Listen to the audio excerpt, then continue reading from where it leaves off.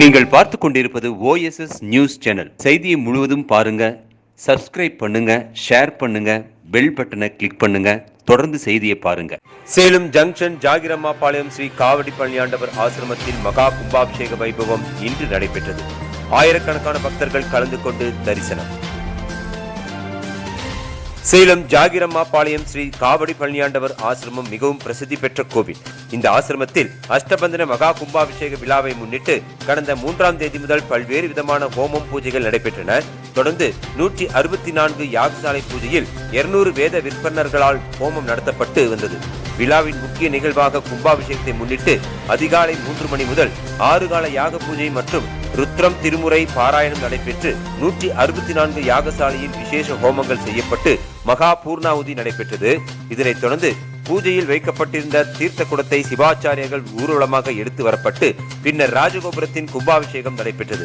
இதனைத் தொடர்ந்து மூலஸ்தான கோபுரத்திற்கும் அதனைத் தொடர்ந்து ஷிரடி சாய்பாபா வெங்கடாஜலபதி உள்ளிட்ட பல்வேறு தெய்வங்களின் கலசத்திற்கும் கும்பாபிஷேகம் நடைபெற்றது. தொடர்ந்து இங்கு அமைக்கப்பட்டுள்ள 108 லட்சுமி சந்நிதியில் சிறப்பு அபிஷேகம் நடைபெற்று முருகனுக்கு மகா தீபாராதனை காண்பிக்கப்பட்டது. கூடியிருந்த ஆயிரக்கணக்கான பக்தர்களுக்கு புண்ணிய தீர்த்தம் தெளிக்கப்பட்டது. கும்பாபிஷேக வைபவத்தை காண சேலம் மாவட்டத்திலிருந்து பல்வேறு பகுதிகளிலிருந்து ஏராளமான பக்தர்கள் கலந்து கொண்டனர். அனைவருக்கும் அன்னதானம் வழங்கப்பட்டது. நிகழ்ச்சியின் ஏற்பாட்டினை அருள்மிகு சோமசுந்தரம் மற்றும் செல்வி ஆகியோர் சிறப்பாக செய்திருந்தனர்.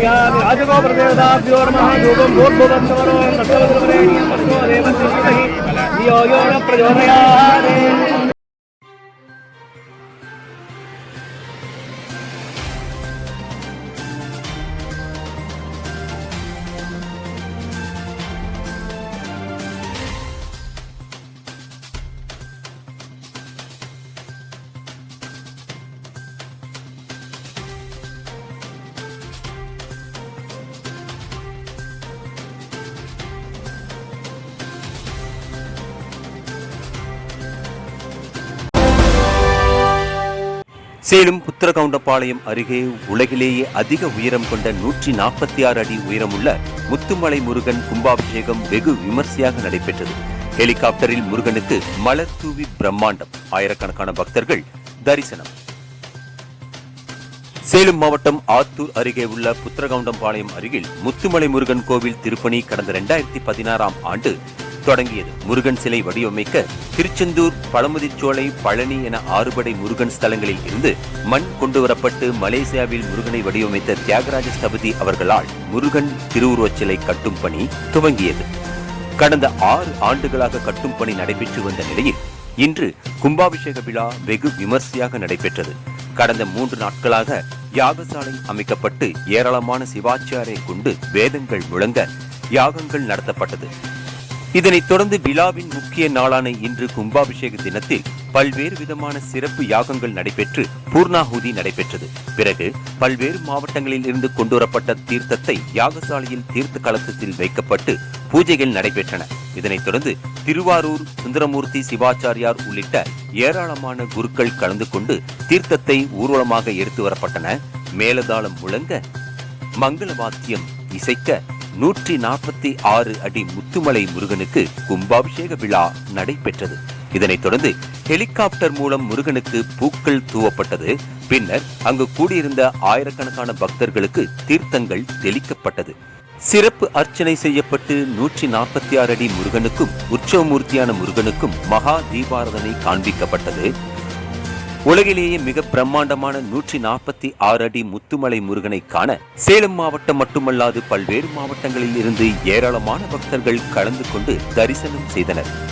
தமிழகத்தில் உள்ள 6 படை முருகனை மிஞ்சும் வகையிலும் மலேசியாவில் உள்ள முருகனை விட 6 அடி அதிக உயரம் பெற்று வலது கரம் ஆசீர்வாதம் செய்வது போலவும் மேனி தங்கத்தால் கவசம் சாத்தப்பட்டு பஞ்சவர்ண ஆடையில் கம்பீரமாய் உலகத்திலேயே மிக உயரமான 146 அடி முத்துமலை முருகன் சுவாமி காட்சி தருகிறார். இந்த சிறப்பு வேறு எங்கும் இல்லாத அளவுக்கு உள்ளது என்பது குறிப்பிடத்தக்கது.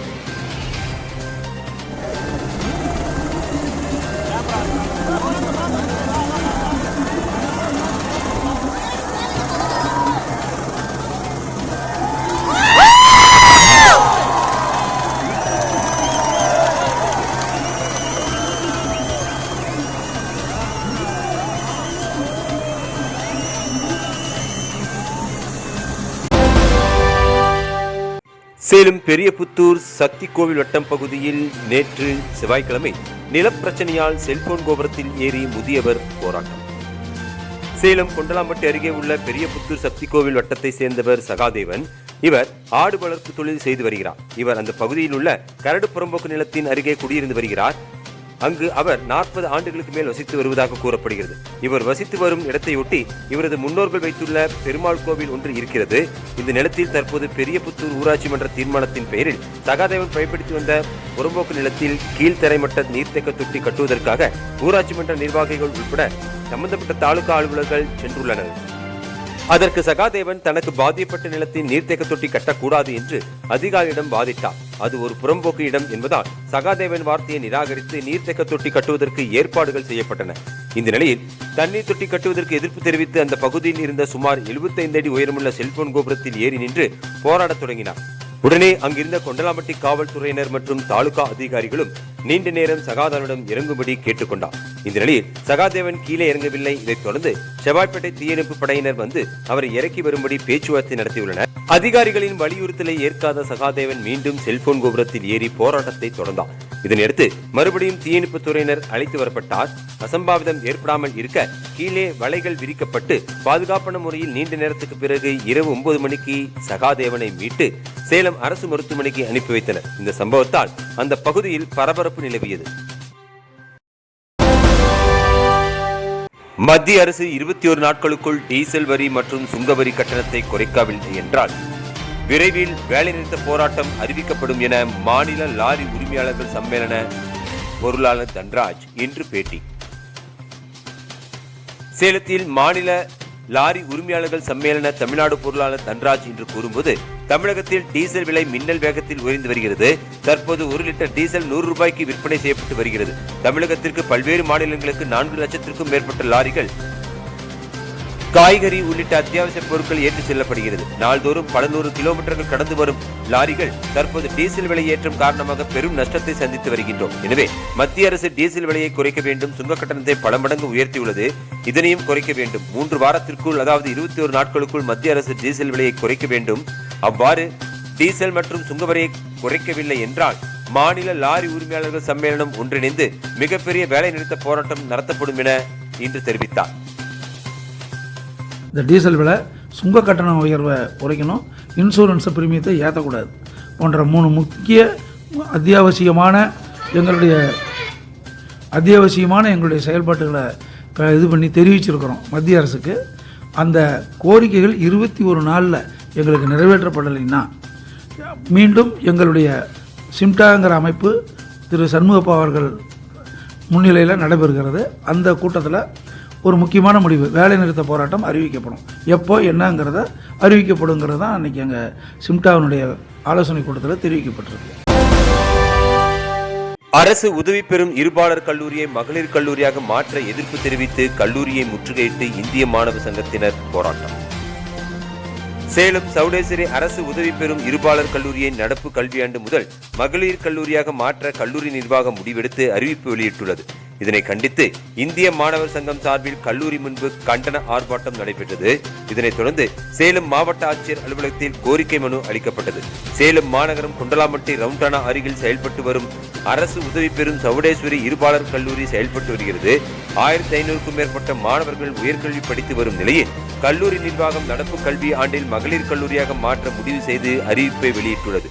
இதற்கு கண்டனம் தெரிவித்து இந்திய மாணவர் சங்கம் சேலம் மாவட்ட தலைவர் பவித்ரன் தலைமையில் கன்னட ஆர்ப்பாட்டம் இன்று நடைபெற்றது.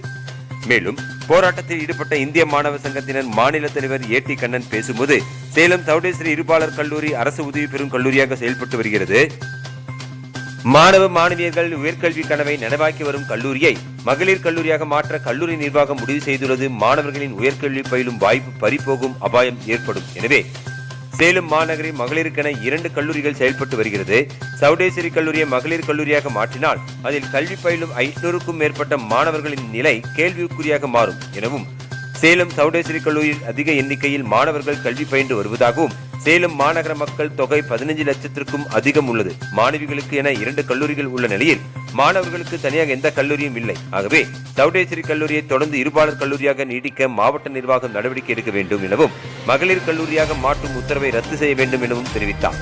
முன்னதாக போராட்டத்தில் ஈடுபட்ட மாணவர்களை சௌடேஸ்வரி கல்லூரி முதல்வர் கடுமையாக விமர்சித்தார். அதனை கண்டித்தும் இந்திய மாணவர் சங்கத்தினர் போராட்டத்தில் ஈடுபட்டனர்.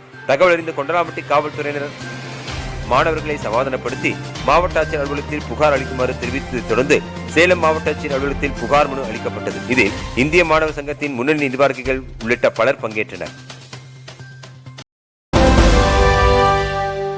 சேலம் மாவட்டம் இடங்கணசாலை நகராட்சி அலுவலக வளாகத்தில் இன்று நடைபெற்ற நகர்மன்றத்தின் முதல் கூட்டத்தில் பல்வேறு அடிப்படை வசதிகளை மேம்படுத்திட 34 தீர்மானங்கள் நிறைவேற்றப்பட்டது. சேலம் மாவட்டம் சங்ககிரி வட்டத்துக்குட்பட்ட இடங்கணசாலை நகராட்சி தரம் உயர்த்தப்பட்ட பிறகு முடிந்த நகர்ப்புற உள்ளாட்சி தேர்தலில் திமுக நகராட்சியை கைப்பற்றியது. தொடர்ந்து திமுக மாவட்ட இளைஞரணி துணை அமைப்பாளராக இருந்த 12வது வார்டு உறுப்பினர் கமலக்கண்ணன் இடங்கணசாலை நகராட்சியின் முதல் நகர்மன்ற தலைவராக தேர்வு செய்யப்பட்ட பின்னர் நகரமன்றத்தின் முதல் கூட்டம் நகர்மன்ற தலைவர் கமலக்கண்ணன் தலைமையில் இன்று நடைபெற்றது. இக்கூட்டத்தில் 27வது வார்டு உறுப்பினர்களின் கோரிக்கையை நிறைவேற்றும் வகையில் குடிநீர் வசதி, சாக்கடை வசதி, சுகாதார வசதி, தார்சாலை உள்ளிட்ட பொதுமக்களின் அடிப்படை வசதிகளை செய்து தர 34 தீர்மானங்கள் ஒருமனதாக நிறைவேற்றப்பட்டது. தொடர்ந்து நகர்மன்ற தலைவர் கமலக்கண்ணன் தனக்கு வாய்ப்பளித்த தமிழக முதலமைச்சருக்கும் மேற்கு மாவட்ட செயலாளர் செல்வகணபதிக்கும் இடங்கணசாலை நகராட்சி பொதுமக்களுக்கும் நன்றியை தெரிவித்தார்.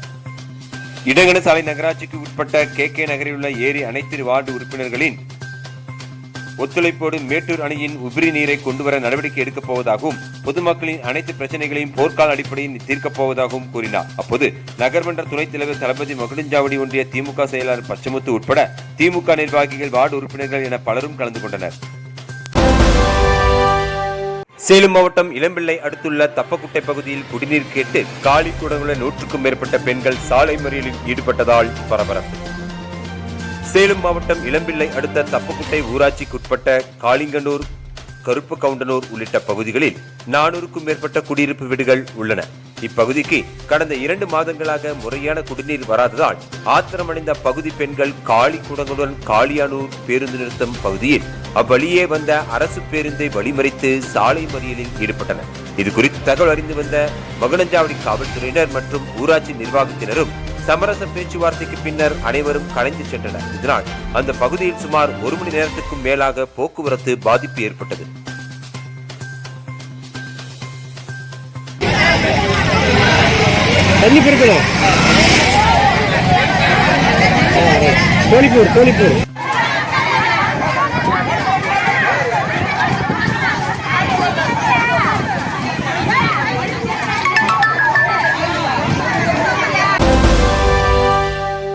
சேலத்தில் பட்டதாரி பெண்ணை காதலித்து திருமணம் செய்த ஆட்டோ ஓட்டுநர் சேலம் டவுன் அனைத்து மகளிர் காவல் நிலையத்தில் பாதுகாப்பு கேட்டு இன்று தஞ்சம். சேலம் மாநகரம் கிச்சிபாளையம் சுண்ணாம்பு சூளை பகுதியை சேர்ந்த ஆட்டோ ஓட்டுநர் அருகில் உள்ள முத்துமாரியம்மன் கோவில் தெருவை சேர்ந்த பட்டதாரி பெண்ணை கடந்த ஓராண்டாக காதலித்து வந்துள்ளார். வெவ்வேறு சமூகத்தை சேர்ந்தவர்கள் என்பதால் இரு வீட்டாரிலும் பெற்றோர்கள் எதிர்ப்பு தெரிவித்துள்ளனர். இந்த நிலையில் இன்று வீட்டை விட்டு வெளியேறி கிச்சிப்பாளையம் பெருமாள் கோவிலில் திருமணம் செய்து கொண்டு பாதுகாப்பு கேட்டு சேலம் அனைத்து மகளிர் காவல் நிலையத்தில் தஞ்சமடைந்தனர். காவல்துறையினர் விசாரணை நடத்தி வருகின்றனர்.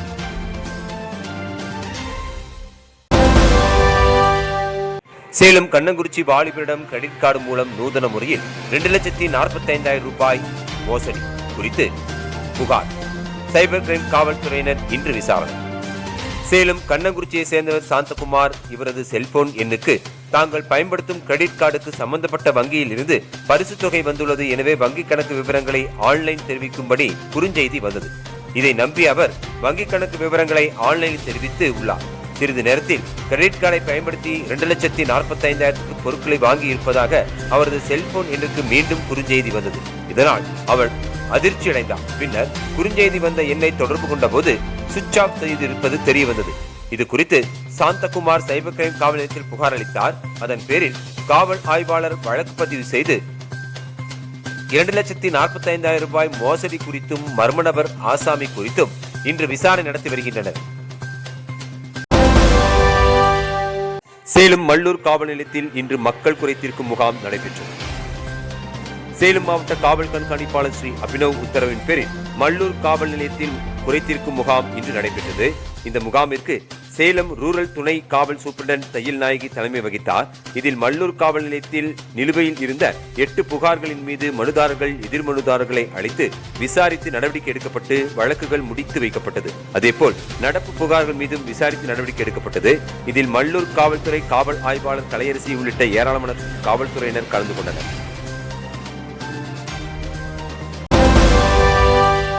சேலம் அரசு மருத்துவமனையில் தப்பியோடிய சிறுவனை காவல்துறையினர் திருச்செங்கோட்டில் சுற்றி வளைத்து பிடித்தனர்.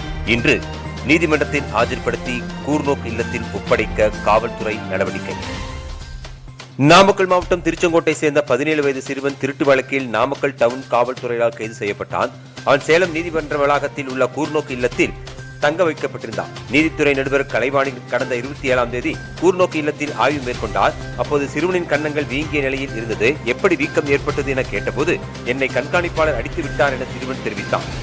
இதையடுத்து அரசு மருத்துவமனைக்கு சிகிச்சைக்கு அனுமதியுங்கள் என கூறிய நீதித்துறை நடுவர் கலைவாணி இது குறித்து அஸ்தம்பட்டி காவல் நிலையத்தில் புகார் அளித்தார். அதன்படி கண்காணிப்பாளர் டேவிட் ராஜா மீது காவல் ஆய்வாளர் பிரகாஷ் வழக்கு பதிவு செய்தார். இதனிடையே சேலம் அரசு மருத்துவமனையில் அனுமதிக்கப்பட்ட சிறுவன் கடந்த 1ஆம் தேதி தப்பியோடி விட்டான். இது குறித்து காவல்துறையினர் நடத்திய விசாரணையில் கடந்த 1 வாரத்துக்கு முன்பு கூர்நோக்கு இல்லத்தில் இருந்து சிறுவன் தப்பிய போது அவரது வீட்டில் இருந்த சிறுவனை மீட்டு வந்தனர். இதனையடுத்து சிறுவன் அவருடன் உள்ள மற்ற சிறுவர்களை அடித்து வந்துள்ளான். இதன் காரணமாக சிறுவனை அதிகாரிகள் தாக்கியிருக்கலாம் என தெரிய வந்துள்ளது. இதனையடுத்து தப்பியோடிய சிறுவனை பிடிக்க சேலம் அரசு மருத்துவமனை காவல்துறையினர் தேடி வந்தனர். சிறுவனின் பாட்டி வீடான தருமபுரி மாவட்டம் பொம்மிடியிலும் பெற்றோர் வீடான திருச்செங்கோட்டிலும் காவல்துறையினர் கண்காணித்து வந்தனர். இந்த நிலையில் நேற்று செவ்வாய்க்கிழமை இரவு தப்பியோடிய சிறுவன் திருச்செங்கோடு நாகர்பாளையத்தில் உள்ள பெற்றோர் வீட்டுக்கு வந்துள்ளார். அங்கு கண்காணிப்பு பணியில் இருந்த காவல்துறையினர் சிறுவனை மடக்கி பிடித்தனர். பின்னர் பிடிப்பட்ட சிறுவனை சேலம் அரசு மருத்துவமனை காவல் நிலையத்திற்கு அழைத்து வந்த போது காவல்துறையினர் விசாரித்து வருகின்றனர். இன்று சேலம் நீதிமன்றத்தில் சிறுவனை ஆஜர்படுத்தி கூர்நோக்கு இல்லத்தில் ஒப்படைக்க காவல்துறையினர் நடவடிக்கை எடுத்து வருகின்றனர். தன்பாத் ஆலப்புழா எக்ஸ்பிரஸ் ரயிலில் கடத்திய 14 கிலோ கஞ்சாவை இன்று பறிமுதல் செய்து காவல்துறையினர் விசாரணை. ஆந்திராவில் இருந்து தமிழகத்திற்கும் கேரளாவிற்கும் செல்லும் ரயில்களில் கஞ்சா கடத்தல் அதிகரித்துள்ளது. இக்கடத்தலை தடுக்க ரயில்வே பாதுகாப்பு படை மற்றும் தமிழக ரயில்வே காவல்துறையினர் தனிப்படைகள் அமைத்து தீவிர சோதனையில் ஈடுபட்டு வருகின்றனர். சேலம் ரயில்வே காவல்துறையினர் தனிப்படையினர் இன்று அதிகாலை தன்பாத் ஆலப்புழா எக்ஸ்பிரஸ் ரயிலில் தீவிர சோதனையில் ஈடுபட்டனர். சேலம் ரயில்வே நிலையத்தில் ஏறி சோதனை செய்தனர். முன்பதிவு பெட்டிகளில் பயணிகள் உடைமைகளை சல்லடை போட்டு சோதித்தனர். அப்போது பெரிய டிராவல்ஸ் பேக்கில் சோதனையிட்ட போது அதில் 14 கிலோ கஞ்சா பண்டல்கள் இருந்தது கண்டறியப்பட்டது.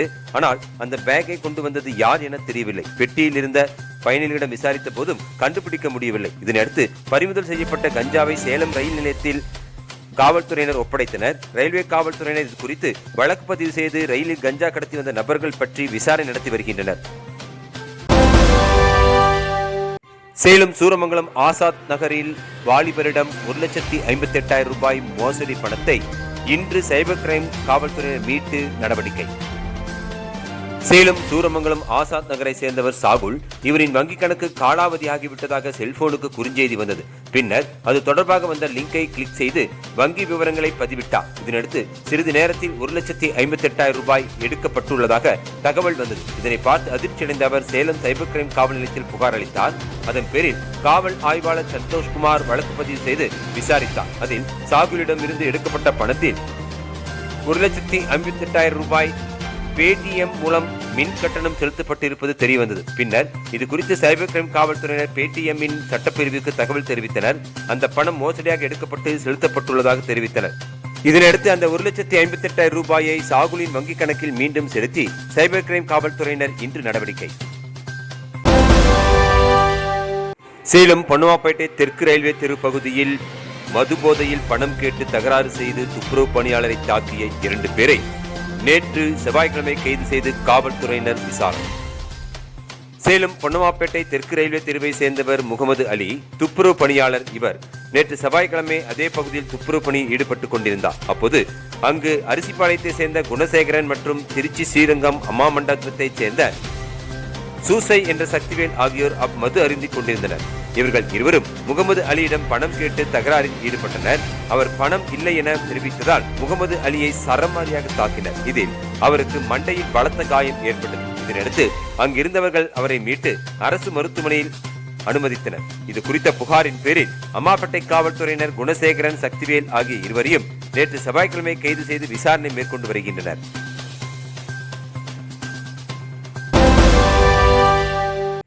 சேலம் மாவட்டம் மேட்டூர் அணையின் நீர்வரத்து 1884 கன அடியாக அதிகரிப்பு.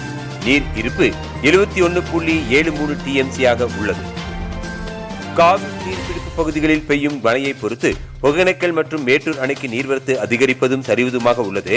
ஒகேனக்கல் காவிரியில் நேற்று நீர்வரத்து 2000 கனஅடியாக இருந்த நிலையில் இன்று காலையும் அதே அளவில் நீடிக்கிறது. அதேபோல் மேட்டூர் அணைக்கு நேற்று 1410 கனஅடியாக இருந்த நீர்வரத்து இன்று காலை நிலவரப்படி வினாடிக்கு 1884 கனஅடியாக அதிகரித்துள்ளது.